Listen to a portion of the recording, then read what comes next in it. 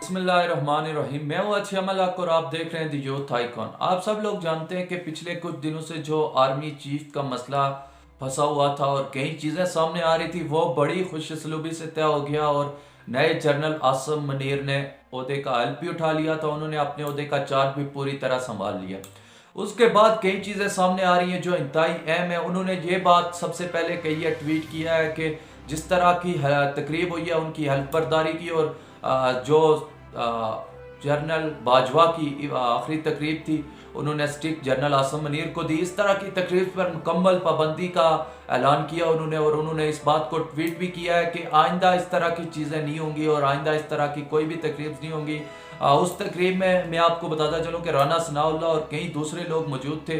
जिनका इस तकरीब में होने का कोई इंदिया तो नहीं बनता, इनकी बात नहीं बनती, क्योंकि ये लोग बिल्कुल ही अलग हैं। इनका एक फ़ौज की तकरीब में जाना और जिस तरह जनरल बाजवा का कॉन्फिडेंस बहुत ही लूज नज़र आया और बहुत सारी चीज़ें नज़र आई, वो नहीं होनी चाहिए थी। इससे फ़ौज का मोराल डाउन होता है और कई इस तरह की चीज़ें होती हैं। इस वजह से उन्होंने कहा है कि इस तरह की तकरीब नहीं हुई हैं,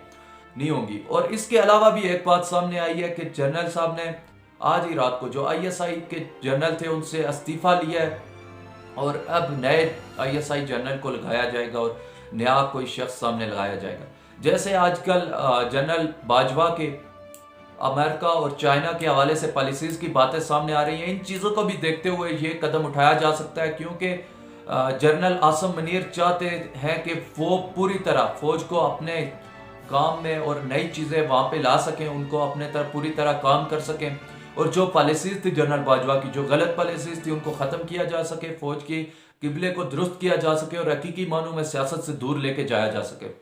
जनरल बाजवा की जो गलत पॉलिसीज थी उसके हवाले से भी बहुत सारी गुफ्तगू होती रही है और हो रही है इस वक्त भी मीडिया चैनल्स के ऊपर कि उनकी पॉलिसीज चाइना और अमेरिका के हवाले से अच्छी नहीं थी, जिसकी वजह से पाकिस्तान को नुकसान पहुंचा। इसी हवाले से जनरल आसम मनीर भी कोशिश कर रहे हैं कि फ़ौज को पॉजिटिव रोल की तरफ लेके जाया जा सके,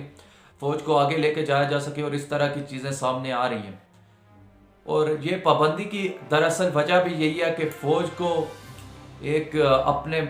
ओहदे तक, अपने चीज़ तक महदूद किया जा सके, उसको एक इदारे के तौर पर रखा जा सके, ना कि पूरे मुल्क को उसके ऊपर नज़रें रखनी चाहिए और पूरे मुल्क को उसके ऊपर बातें करनी चाहिए और इस तरह की चीज़ें। जैसे पूरी दुनिया की आर्मी है, जस्ट उसी तरह उसको बैक डोर पे लेके जाया जा सके एक इदारे के तौर पर। इसमें बहुत सारे उनकी काविशें हैं और बहुत सारी चीज़ें अभी सामने आना बाकी हैं, लेकिन ये उनकी बहुत ही अच्छी काविश है। और इसके अलावा जो जनरल बाजवा की पॉलिसीज़ वगैरह थी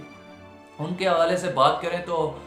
इस तरह की बातें सामने आ रही हैं कि जनरल बाजवा ने जो पॉलिसीज़ बनाई थी उन्होंने हमेशा ये चाहा कि अमेरिका से करीब हो जाए और अमेरिका के ज़्यादा करीब रहा जाए और चाइना को बैक फुट पर धकेला जाए। हालांकि उन्होंने कभी भी अपने हमसाए और करीबी सरहद को और इस तरह की चीज़ें देख के पॉलिसी को नहीं बनाया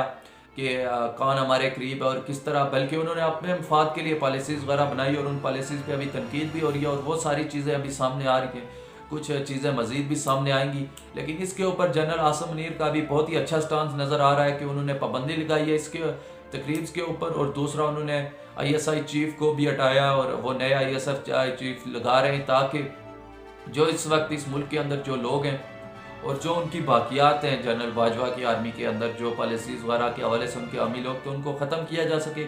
और आर्मी को एक नई और अच्छी सी मन में लेके जाया जा सके।